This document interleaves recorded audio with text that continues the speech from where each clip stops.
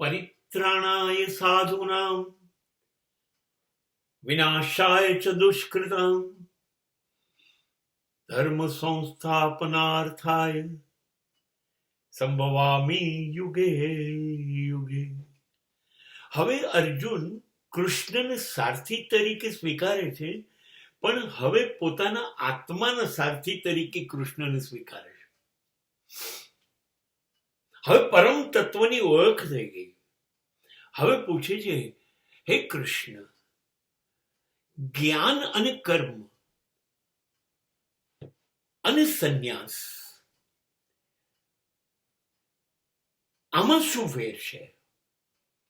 ત્યારે કૃષ્ણ સમજાવે છે, જ્ઞાન એટલે નોલેજ.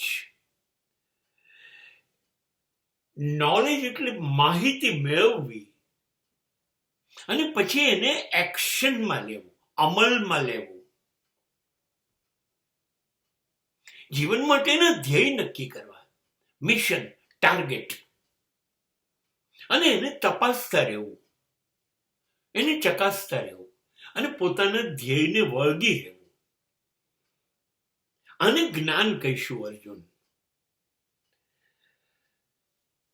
જ્ઞાન યોગ જે છે એમાં માણસ આ ધરતી ઉપર શા માટે આવ્યો, કેમ રહ્યો, શું કરી રહ્યો છે, અહીંથી જતા રહ્યા પછી શું કરશે, હવે ફરી આવું બનશે કે નહીં બને, આ બધું જ્ઞાન જે છે, હું કોણ છું, પરમાત્મા કોણ છે, એ જ્ઞાન યોગ છે.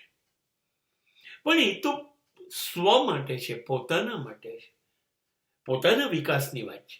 અર્જુન, કર્મ યોગ જે છે એ દરેક માણસે કરવો જ પડે.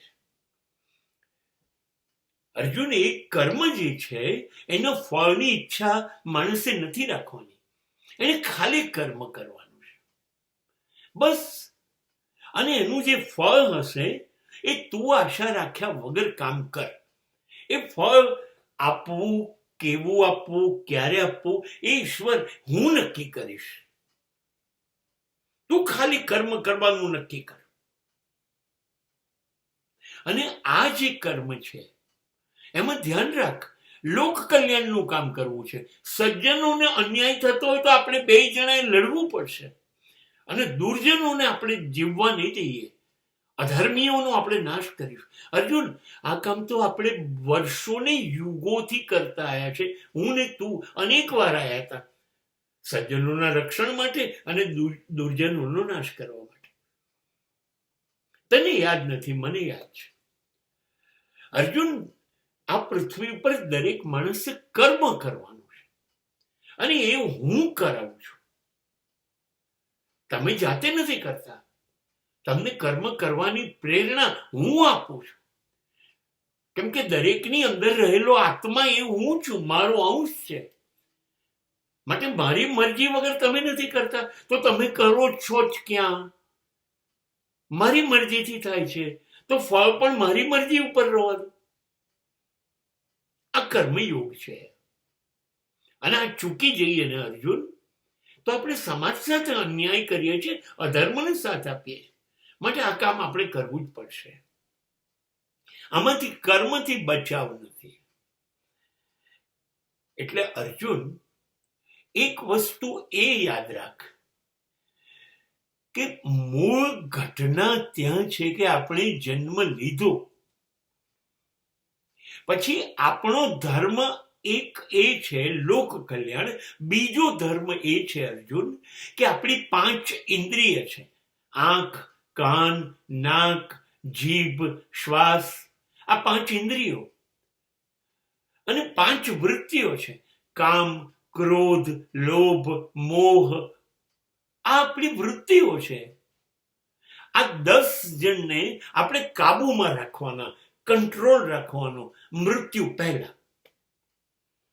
હવે થાય છે શું કે આ 10 જણને કાબુમાં રાખવાનું આપણે જીવનભર ભૂલી જઈએ છીએ અને મૃત્યુ આવી જાય છે. તો જીવન અધૂરું રહી ગયું, જીવન કાર્ય અધૂરું રહી ગયું, કર્મ અધૂરું રહી ગયું. એટલે પાછું ફરીથી મૃત્યુ બાદ નવું શરીર લઈ અને આ 10 ઇન્દ્રિયો ઉપર, આ વૃત્તિઓ ઉપર કાબુ રાખવા આવવું પડે છે. અર્જુન, આ જે 10 છે વૃત્તિ અને ઇન્દ્રિય, એની ઉપર કાબુ રાખવો પોતાનો, એ જ કર્મયોગ છે. એ આપણું કર્મ છે. મારી ઇન્દ્રિય, મારી વૃત્તિઓ પર ધ્યાન રાખવું. અને મૃત્યુ પહેલા, એક વખત નહીં તો અનેક વખતે, પણ મૃત્યુ સુધીમાં જ્યારે નિયંત્રણ આવશે ત્યારે હું આપોઆપ પરમાત્મા બની જઈશ. ત્યાં સુધી મારા ભાગે આવતું લોક કલ્યાણનું કામ મારે કર્યા કરવું પડશે. અર્જુન, આ કર્મયોગ છે.